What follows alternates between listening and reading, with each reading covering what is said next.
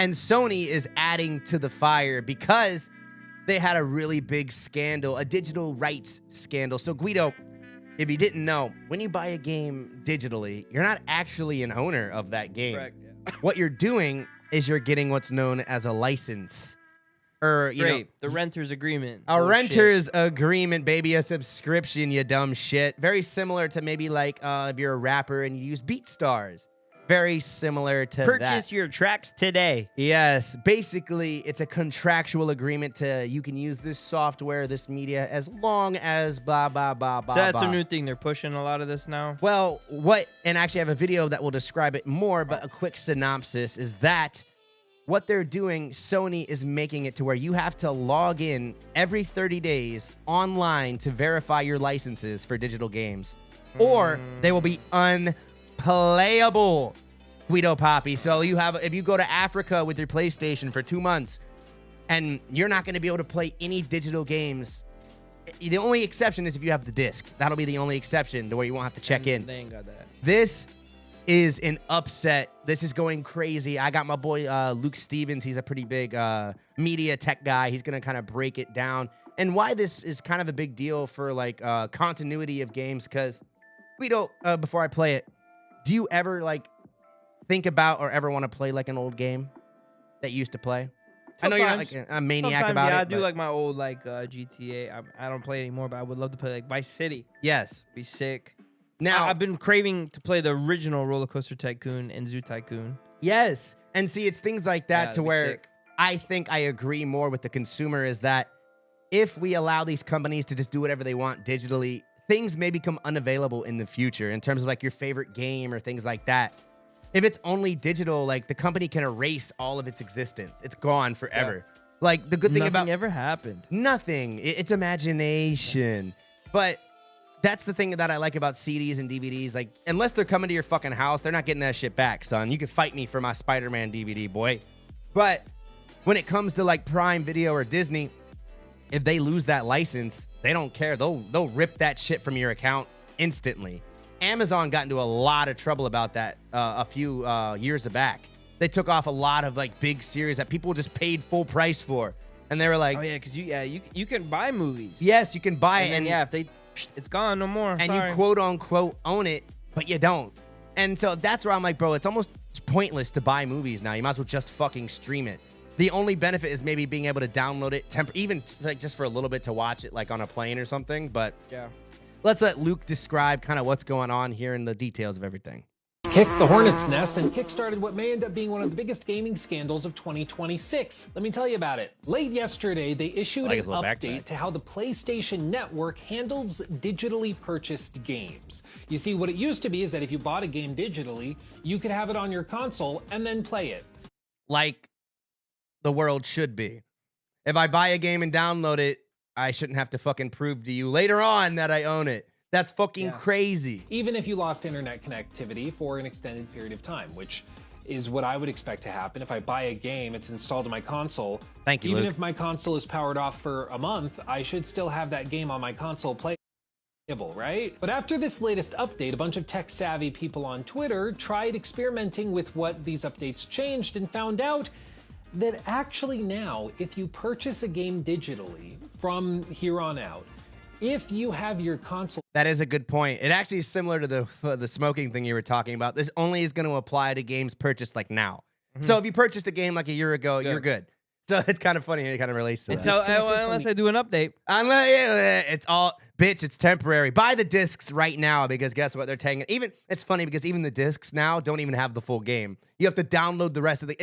The world is falling apart, ladies and gentlemen. The internet for 30 days, it will no longer consider your license, quote unquote, to that game active or legitimate until it reconnects to their servers and verifies that the licenses are legitimate. In other words, if I were to buy a game today digitally on my PlayStation 5 and then I disconnected my console from the internet, once 30 days have passed, I will no longer be able to boot that game, access it, play it, even if it's installed on my console. See, that's pretty fucking crazy. So you have to do 30 days. Anything later, you're fucked. Well, until you connect again. Oh, okay. Well, at least they're giving you that option, but still. You have up until 30 days. So you can go offline for 30 days and be fine. But once on that 31st day, game over, baby. You got to reconnect to the internet and let them reconfirm it or you're cooked. Because the license is considered expired if it goes past that 30-day mark. This is a nightmare when it comes to game preservation. I mean, for example, PT, which was a playable teaser for a Silent Hill game that never ended up actually being made. He's actually going to dive into a really fucking good point that this is where, like, certain, let's say if you're a fan of, like, a band or whatever, most of the time you could find a song, but just imagine it's gone forever. No way to access it. Like, this is where he's like, it could get to a scary point. Like, it was released back in 2014, bet and you a people lot of places installed are it on the starting doing PlayStation. well, 100%. And I know, like, I heard stories like other places are starting to do this. yeah, and even if it's not like this digital way, it's also subscription services. Like, oh, instead of buying it, you got to subscribe. Like with Adobe or something, you used to be able to buy fucking Adobe. Now you have to get a subscription to Adobe every month. Or like Microsoft Word, instead of having, I mean, I think you could still buy Word, but now they offer like a subscription to like Microsoft Office for all of it for like a monthly thing. Yeah, I remember that. Like, it's just all going to like, I just want to own shit. I just want to play it and own it. You know what I mean? Like, it's a renter's culture. 4s that they had at the time. And to this day, you can buy PlayStation 4s with PT installed on it, since you can no longer download it from the PlayStation Store. So what he's getting at is that people sell on eBay, it's like a PS4, but instead of like wiping it, they keep all the game contents and everything. It's like when the old iPhones had Flappy Bird, and then they took off Flappy Bird. Flappy Bird's a great example of digital rights shit. But the fact that like they couldn't take that away because back how the iPhones worked, once it's downloaded, it doesn't matter. It could go offline. That's true. So this is like, oh wow, they're completely like, imagine if iPhone did that. Like, I think iPhone, you could download something, you don't need to connect to the internet. But imagine if they do. And you know, iPhones don't necessarily have that problem, but maybe like your iPad or something, you're not always connected to the, this could be a major issue. However, even though that's over a decade old, it's been a decade since it was installed, you can still play PT on those consoles. It's effectively preserved it. But under the So what he's talking about too is like, it's kind of like a preview for a game. It never came out. It was never released except for this preview on PlayStation 4. And so the only way to access it, and it was actually really well beloved, is you have to buy a PS4, and these go for like $1,000 because of this game. Same thing like with the Flappy Bird, like when it was on an old iPod, people would pay hundreds of dollars just so they could fucking play this horrible game. And sometimes the games aren't even worth it, but I feel like it's more or less the principle of like being able to have the option to watch an old movie or play an old game, you know. And like the scary thing about if they take away, like let's say in 10 years, there's no physical anything.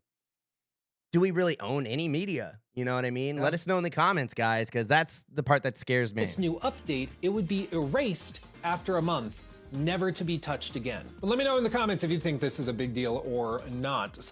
But yeah, guys, so that is kind of the big upset going on with Sony right now, Guido Papi. Let me know, what do you think about that just overall? Like, do you think that they have a right to kind of turn this into a subscription culture? I mean, they can do whatever they want, but at the end of the day, like, you got to get the physical copies. Yes. And don't get rid of the console or whatever that you're playing off of or listening to, like a vinyl record player or your CD player.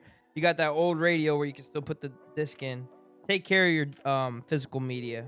Yes, preservation, I think, nowadays is key. That was the one thing I think most of us are upset with when we were kids, our generation. We got rid of a lot of our old shit. Yeah. You know what I mean? Like, especially, like, you know, GameStop, fuck you, because they took a lot of our old consoles and a lot of our old games. That way you can get the new one, you know what I mean? Same with the iPhones. Same with the iPhones. Granted, I don't want to keep my old iPhone necessarily as much as an old console, but just...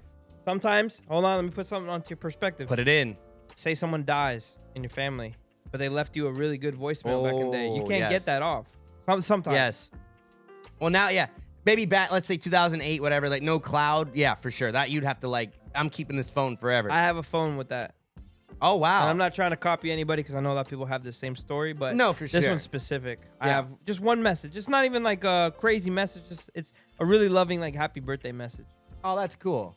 So I had to keep it. And see, I think that's a great example of why physical media, I really hope, never goes away completely, just because being able to, like, you know, it's the same thing with like owning your own house or owning your own car or owning anything, you know what I mean? Like having that. The government owns it all. Well, I mean, yeah, fuck, you know, and that's where the corporations and the government, you don't, you know, how much, you know, you want to be independent of that. And so that's where I do agree with the consumer on this one. As much as Sony, and Sony, it's funny because they did this update in like the middle of the night. It was crazy. They really, they tried to sneak this bad boy through, but let's just say the gamers don't fucking play when it comes to their games. No. It's funny because like as soon as this update came out, they went and experimented on the PlayStations, like because you could change like the clock and the times and stuff on your PlayStation, and they were trying to see if they could break it and do things and all this crazy stuff. So at least at the moment, this is the path that Sony is choosing for their digital media. We'll see if other companies follow suit or if the backlash is enough.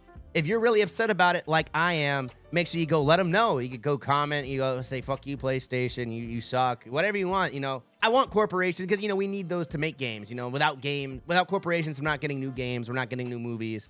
You know what I mean? You get like kind of communist countries or whatever where it's like there is no push for innovation. You know what I mean? Because you have to have you have to have profit for people to want to like do things.